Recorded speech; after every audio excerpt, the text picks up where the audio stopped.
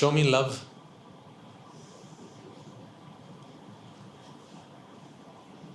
Show me love. Is that love?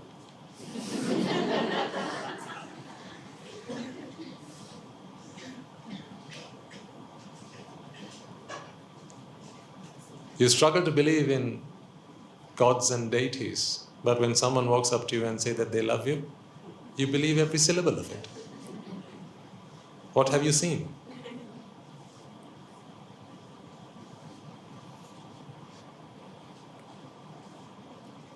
Do you accept the existence of demons,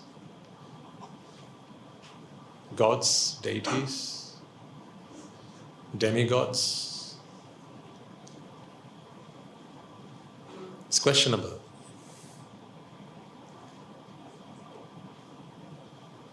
But hopefully through the Dhamma you're beginning to understand that, like I said earlier, anything is possible.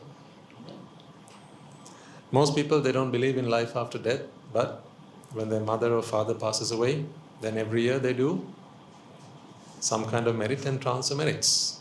And then you have to ask them, to whom are you transferring those merits? And then they are speechless. But in any other context, they deny the existence of life after death. I also accept that there is no life after death of an individual. There is no entity that continues. So in that sense, yes, there is no life after death. Because death itself is a convention. And so is life. But in a series of chittas, and as each chitta creates whatever it's made of through its own actions, karma and vipaka, the principle of how all that works, you have now begun to understand that, because we've been talking about these concepts for a while now, that at some point we must feel that we are ready to make this opportunity available to others who don't always come walking into the sermon hall. But then there's a way in which they can be invited.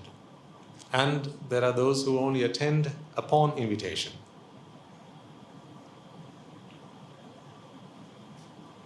So there has to be a day when you are ready for that. When you are ready, I'm ready. I'm always ready. But, I'm always very careful at the same time that there may be from time to time individuals who will join us who are pretty skeptical about such things. And I don't want to put them off the Dhamma. That is where I have always been very careful. I don't want to put them off the path of Dhamma. Because if your skepticism gets the better of you, I remember once I said, don't let your fallouts, right, in the eventuality or the unexpected or almost impossible, but in the eventuality that you have a falling out with someone else, don't let that stop you from coming to the sermons. Do you remember? Actually, it was in this very room we had that talk, I remember. The last time we were here, I gave you that friendly piece of advice. And at the same time, it's also important to bear in mind that from time to time you might hear things in these sermons which don't quite add up. It doesn't make complete sense to you. And maybe from your frame of mind, the acceptance of something like that is pretty far-fetched. And to take you a long time, or maybe at that point, the point you listen to it, you hear it, you completely think of that as bull. And you are not ready or willing to consider, even consider that such is a reality. To such individuals, I have to ask this question. When you walked in here the very first day, you thought you were coming in here. But then you sat down and you started listening to the sermons. Now you realize that it wasn't you who was coming here in the first place. It's just a mind and a body. Where's the you that started coming to these sermons? See, the very thing that you knew for true, the very thing that you knew that you could rely on, what was that? Yourself. The day that you have been proven that yourself itself is a lie, then from there on, how can you believe whatever your mind tells you? How can you take anything your mind tells you for granted? How can you take it for granted?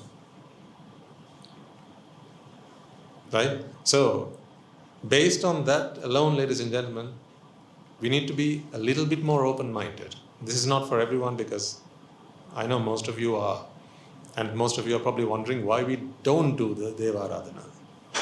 Probably people are wondering that. But I'm only explaining myself. I'm explaining myself because I want this sermon to be as inclusive as possible. Is this sermon for Buddhists? Is this talk for Buddhists? Does it say on the banner, exclusively for Buddhists? No, it's not for Buddhists. When the Buddha gave his first sermon, how many Buddhists were there?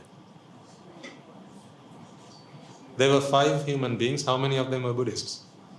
None. So who is it for? Non-Buddhists? It's not about that, is it? If I did a lesson in physics, who is that for? Buddhists?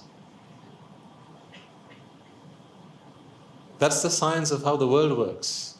This is the science of how the mind works. Don't be fooled by the fact that I come clad in a robe.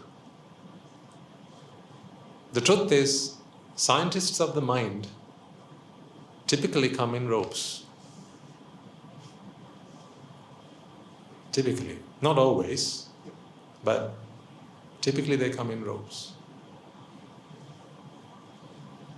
So I am not a monk.